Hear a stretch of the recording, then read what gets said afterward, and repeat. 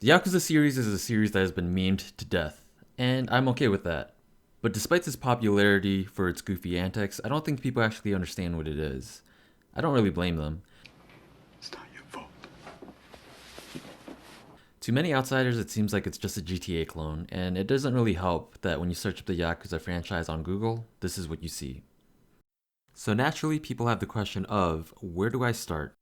Back then, the simple answer would be to start at 0 and continue the series in this order, which is still a good way to go, but I think with the release of Yakuza Like a Dragon in the West, my personal pick would be to start here. There are now 8 mainline games in the series, with the first 7 following the story of Kiryu Kazuma, and they're all great games, don't get me wrong, but the thing about Yakuza Like a Dragon is that it's a new beginning for the series. You play as Ichiban Kasuga, an ex-Yakuza who is left for dead, and he's just trying to get his life back together. I don't really want to go into the story right now, but he is really the best boy ever, and just wants to be a Dragon Quest hero. In fact, Dragon Quest is such a big influence on him that it actually changed the gameplay of the series entirely. For the first time in the beat 'em up franchise's history, you're actually playing a turn-based JRPG here. What at first was nothing more than just an April Fool's joke back in 2019 became a reality just because the guy who created Dragon Quest was like, yeah, Dragon Quest could be a character trait. Many were skeptical about this design, but the craziest part is that it works. It's not the most in-depth combat system, but it does fit the context of the world in a way that I haven't seen in any other game. The game has a job system that has you change jobs at a temp agency, which makes perfect sense for an RPG set during the modern day.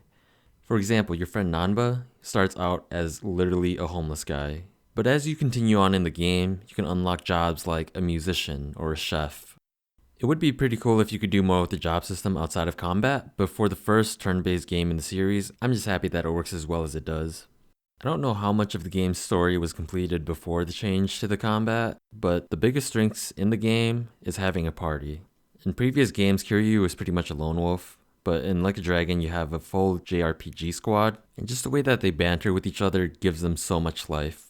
The bonds feel like they're really earned, especially when Ichiban gives his friends therapy sessions over drinks, and just overall, their growth feels so natural, and by the end of the game, they really do feel like a family. With each entry in the series, there's more to do in the world, and by that metric, Like a Dragon's Ijincho is no way lacking in content. You can be a part-time hero, saving civilians from getting mugged, or practice your claw machine skills. But better than either of those, you can street race Mario Kart style against sumo wrestlers, or play 3D Pac-Man against homeless people.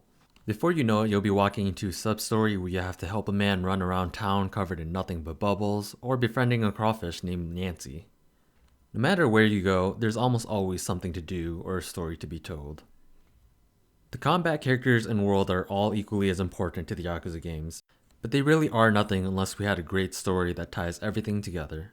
Like I said in the beginning of this video, the series is really known for its wackiness, but the story that's presented in Like a Dragon is one of the best stories that I've experienced in gaming.